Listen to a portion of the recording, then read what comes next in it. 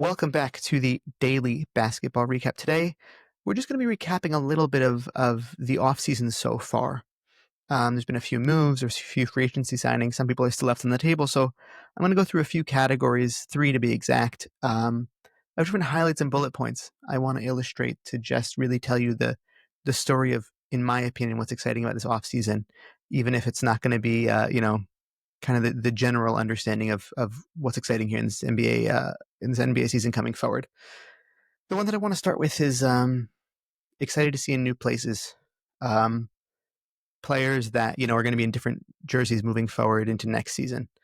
The one I want to start with is a transaction that happened, I want to say, a couple weeks ago, when Norman Powell was traded to the Heat, John Collins was traded to the Clippers. Kevin Love was traded to the Jazz, but Kevin Love then was eventually bought out by the Jazz, and now he's a unrestricted free agent, I believe. I'm just excited to see the expansion and translation of Norman Powell's game. I actually am a big Norman Powell believer. Since he was in Toronto, I think that he's a great basketball player. I think in the Clipper system, he was really relied upon pretty heavily throughout the season, but he delivered. He's a really he's a quality player, and I think on this Heat team, sometimes you're just watching them, and you're like, these guys just need offense. And Norman Powell, that's what he does for you. He just creates offense. On the defensive end is a different story, obviously, but he's a fun offensive player, and when he's got it going, it's good to watch him. So I'm excited. He's one of the more, to me, one of the more underrated scorers in the league. I want to say he averaged about 24 points last year. So he off the bench mostly. So he was really impactful player for that Clippers team, and I think that on the Heat they're gonna need his scoring. To the other side of that trade, John Collins for the Clippers I think was great. I think especially since the Clippers were able to get Bradley Beal and Chris Paul to join their team now. John Collins was a big man that they needed. They needed an energy guy. I think that John Collins is, again, another really underrated player. He he can rebound the ball for you. He can actually hit the three as a big man as well. So they have two pretty stationary big guys um, in Ivica Zubac and Brooke Lopez for their center rotation. John Collins is going to be more of an offensive big man for them, obviously, but is able to do some defending as well. And he'll stretch the floor for them, especially when you have out there, um, people that he's able to run with, like James Harden and Chris Paul. It's it's a fun wrinkle to this Clippers offense, and I just believe in Ty Lue all the way, and I think that he'll get full use out of what John Collins can be. So I'm excited to see that. Um, Miles Turner, I know that people were like, it was so crazy that they were able to pinch him from the Pacers, the Bucks, that is.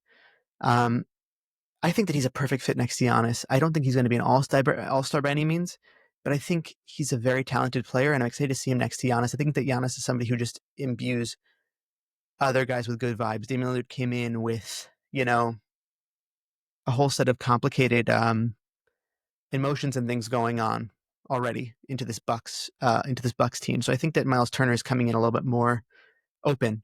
And as you've seen with the Pacers, when they really turned up the play and they had a good time, he was able to also feel that. And I think that Giannis is that kind of guy. When he plays with that intensity, I think that he's going to be happy to play next to Miles Turner. If Miles Turner can, stay on the floor majority of the season, and they're really going to need him. Also, he's going to play a lot of minutes. He's not going to need to rebound. I mean, you still hope that your center is rebounding. He didn't do much of that last season for the Pacers, even though he was, again, the main center. But Giannis is gonna take care of the aggressiveness. They just need him to have that soft touch and be able to spread the floor for Giannis and come into that Brook Lopez role. And I think that he's more than capable of filling that. And I hope to see him, also shine defensively, which is something that he's been able to do in past years as well. So I like this. I like this mix. I like this innovative team that they're able to put around, or not team, I should say player they're able to put around Giannis, and I'm excited to see kind of what comes for Miles Turner. Mark Williams, I think that Mark Williams is an underrated guy, underrated player. I think in Charlotte had certain opportunities. Of course, he wasn't on the floor as often as you'd like him to be, but he's a young player. Oftentimes with young centers who are 7 feet, also they have a harder time staying on the floor sometimes. They're still kind of figuring out how to handle themselves physically. Um, he gained some weight from, I think, 3 separate leg injuries, like in that span of 3 separate leg injuries. Um, I don't know I'm not a doctor, I'm not an expert to tell you that that's the reason why he's maintained all these injuries. Who knows? But I think that he's actually a very, very talented player, and I'm excited to see him next to these guards who run and gun. And you know, I wish that they would pass a little bit more, but maybe he'll. In the past season, Devin Booker did not have a center that would run with him. And maybe it could end up being that Mark Williams is a really proper fit next to Devin Booker and Jalen Green, and kind of forces the issue and makes them want to pass because he wanted the ball last season in the post, and was able to have some pretty big scoring games. I don't think defensively he's going to be much of an impact player for the Suns team, but the Suns team to me looks like a lot of players that don't play defense really. So it might just be that they have to try to outshoot the other team, and he's there on the offensive boards more often than not. So he could be a really, really like this Suns team's success can be not exclusively because of Mark Williams, but very much based around his ability to fit within the dynamic with Jalen Green and Devin Booker. Um, and that being said, moving on to my last picks for this category, um, I've come around on Jalen Green to the Suns next to Devin Booker again. Two ball dominant guards. I'm aware of that. The concern still remains, right? But there's just something about this offensively focused team, especially with the rookies that they got as well. Kaman's going to be, I think, what we all saw in summer league is that he might be a little bit more of a project than everyone thought that he would be. But this Suns team might be fun to watch on offense night to night. Honestly, even with the inconsistency, a lot of those players are more inconsistent. I know people are going to hate me for this, but Devin Booker, I think he's a little bit too inconsistent. Maybe that comes with his age. He's still. I don't think he's 30 yet, so maybe that comes with his age. Maybe the consistency, will come with that kind of deviation. Maybe Jalen Green will keep him a little bit young. He's got to go out and run a bit more with Jalen Green. Who knows? But I think that Jalen Green could offer them something dynamic that they did not have last season. Of course, they had Kevin Durant, which to me is a better asset than everything that they got. But it could be more of a complete basketball team, and Jalen Green night to night could be more relied on. And again, he's going to be a year older. Maybe he'll find a little bit more consistency in his game. I think he's a very skilled and talented player. Everybody will tell you that. He has superstar upside, obviously. Maybe this could be the difference that unlocks it. It could be like a Dame CJ situation for these two ball dominant players, but a little bit taller and a little bit better defenders. I'm not going to say by much, but that I think that if Dame and CJ were 3 inches, 4 inches taller than what they were, it could have been a much more of a formidable matchup for a lot of teams in the past. So I'm looking forward to what this Suns team is. And my last pick for this category is a guy that a lot of people were kind of down on at the end of last season, kind of throughout the last few years of his career, because he's kind of injury prone at this point. Hopefully he can. I am always hoping for better basketball for health for players. I want to see the best compete. I want to see the best win.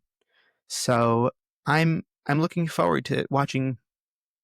Watching is a kind term, to seeing Michael Porter Jr. on the Nets after his trade, where the Nets traded Cam Johnson to the Nuggets and in return received Michael Porter Jr. I think this Nets team likes to pass the ball. Jordi Fernandez likes to make sure the ball is going around, and with all these players that he has, it's a more of a free flowing offense. Where that ball stops, notoriously a ball stopper, is Michael Porter Jr., who has throughout his career kind of demanded that he gets to shoot the ball more, and this might be the perfect opportunity for that. If he's able to be healthy, that shoulder. Watching him last season, he couldn't raise his arm above his waist basically, and was still shooting it during the playoffs, and it looked terrible. Poor guy. Like I can't imagine what kind of torture that was. Um, getting these perfect passes from Jokic and just not being able to put any emphasis underneath that ball. Um, so hopefully he's able to come to this season healthy. As a primary scorer, I want to see how he can capitalize on it. Moving on to our next category, sneaky good. These are the signings and transactions that I think are going to not make a crazy significant impact throughout the season, but something that might provide a little bit of a different look for teams that might be a difference maker. Um, we're starting with the most recent one, which is Josh Okogie to the Rockets. Not that he so significantly moves the needle, but on a team that I think can exist while putting one guy out there who is a defensive sicko in Josh Okogie is the perfect scheme for an Ime Udoka team. He is a dog on defense, and he's scrappy as anything. This is your modern day Patrick Beverley style player, and he's taller. So for this team to have this many wings, this much switchability, you know, you can have him out there even in just coming off the bench, right? But just showing the tenacity and the energy for a coach that pushes these guys on defense like this, it's just like a perfect fit. It's a perfect fit. Um, and I think I think we'll see throughout the season that he might, like, if they do go farther into rounds and whatever, all this stuff, he might be a difference maker that you just need 10 minutes of a guy who can just play annoyingly good defense on the other team's best player, put him out there. And I think it's a really helpful thing for the Rockets to have. Um, next trade, my next transaction that's sneaky good is Cam Whitmore to the Wizards. I'm a big Cam Whitmore fan. Um, I think he really has actually a very complete game. I know the Rockets didn't necessarily want to trade him, and he wanted to go back to DC. I like this. I like the Wizards team. I don't really know if they're going to be any good, but I like how scrappy they are, and Cam Whitmore fits that build. And I think I really do think that he'll get more time on this team. Now all the Wizards need to do is just figure out a jersey that's not as difficult to look at, honestly. But I think that he's a very intriguing, interesting player. He's young, and he's just really able to score, and he's a good wing. Um, I do feel like the Rockets had to figure out some way to do something with him, but they didn't, unfortunately, and it's really is the Wizards' gain.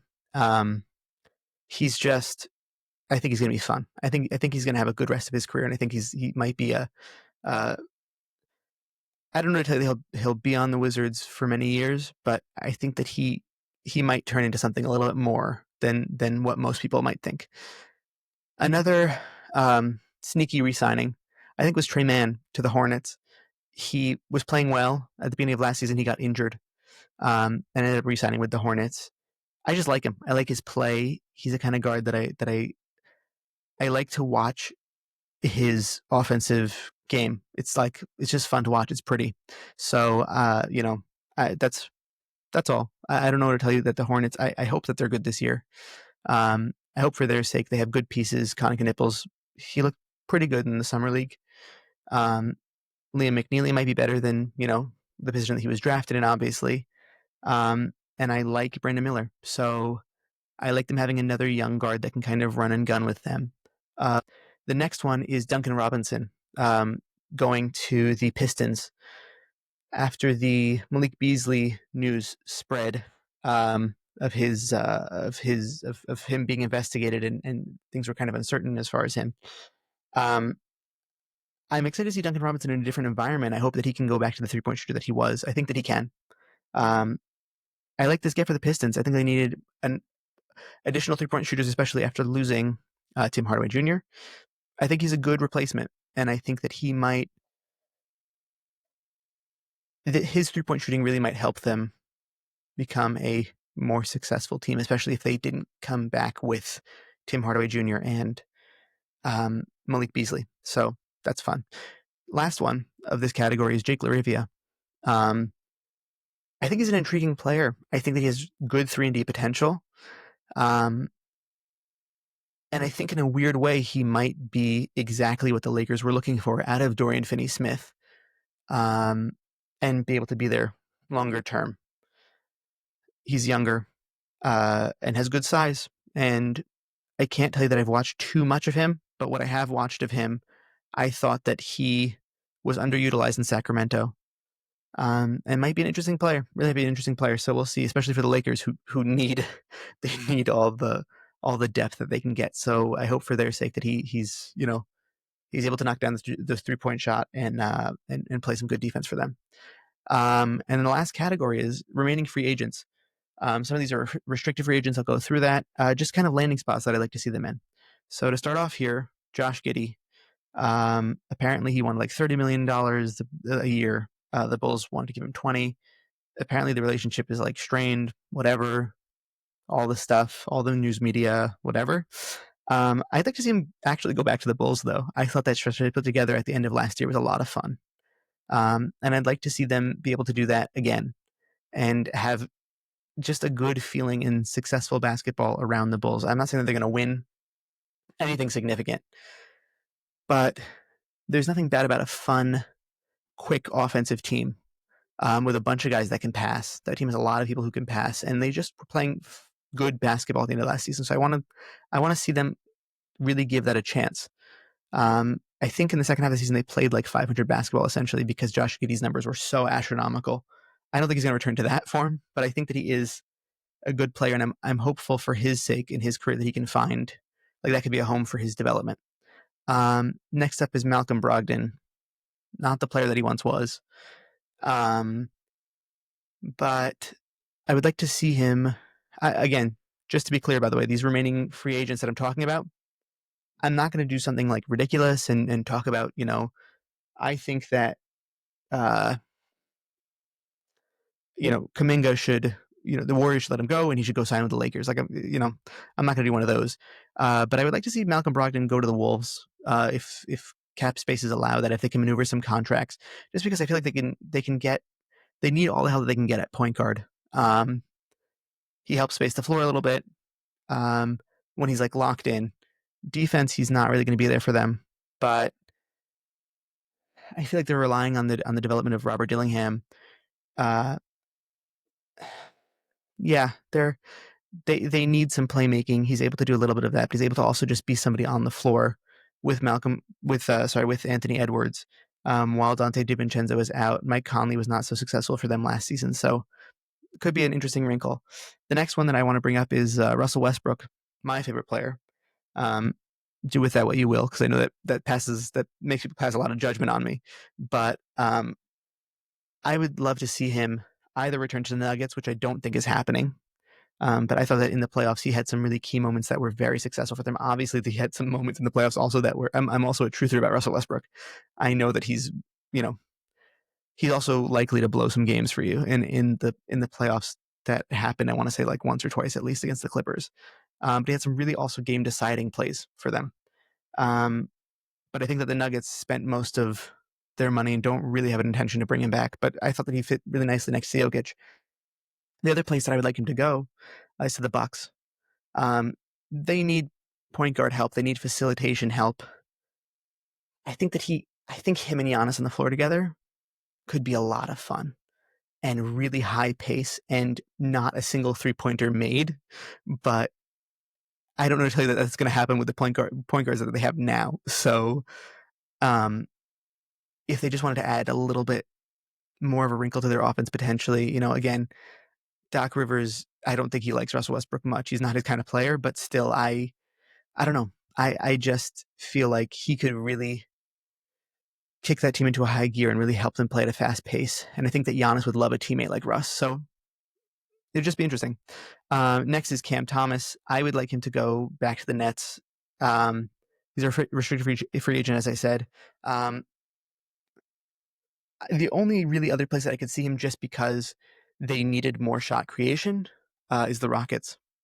Aside from that, I don't really know who else could use Cam Thomas. He's just not much of a passer. I mean, listen, every team could use another scorer, but at the price point, I don't know. And again, with the Rockets, like they just signed all these people. I don't know that. I don't know really how to make that work with contracts, but I would just an interesting idea. Next is Quentin Grimes. Quentin Grimes, I think that he fits nicely on the 76ers. I think that team also, they have a lot of talent, but they also have a lot of injuries, and a lot of people are out quite often.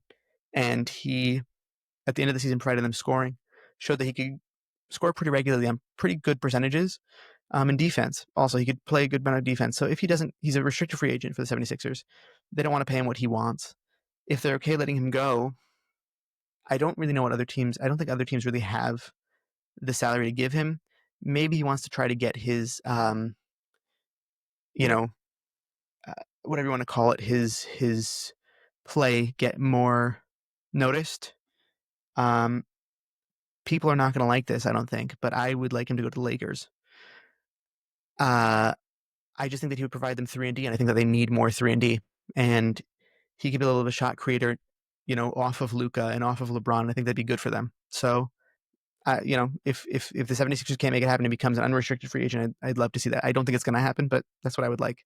These are all my opinions, Next is Ben Simmons. He's just, he's Ben Simmons. To have a defensive player, a defensive big man next to Domantas Sabonis, if they're not going to be trading Domantas Sabonis, you need a defensive big man next to Sabonis. But the problem is that I don't think that the Kings need another player who's not able to stay on the court for them. So it's just the best fit. That's kind of where I have that. As far as Jonathan Kuminga, who's a restricted free agent for the Warriors, I think he's worth mentioning as a main player that's remaining out there in the, technically speaking, free agent market. I don't know where to even tell you that I would like to see him end up, because he's a good player. He has good potential. He showed flashes of how good of a player he is, but I don't know what the Warriors are going to do. I don't know what the Warriors want back from him, like out of a trade with him, or for him rather. So I don't even know how to speculate on that one. That was your daily basketball recap. I wanted to thank you, Max, for producing, Shlomo for being my co-host, my ride or die. And I just want to thank all of you for watching and viewing and listening, whatever platform you're using. And I hope you all have a great day.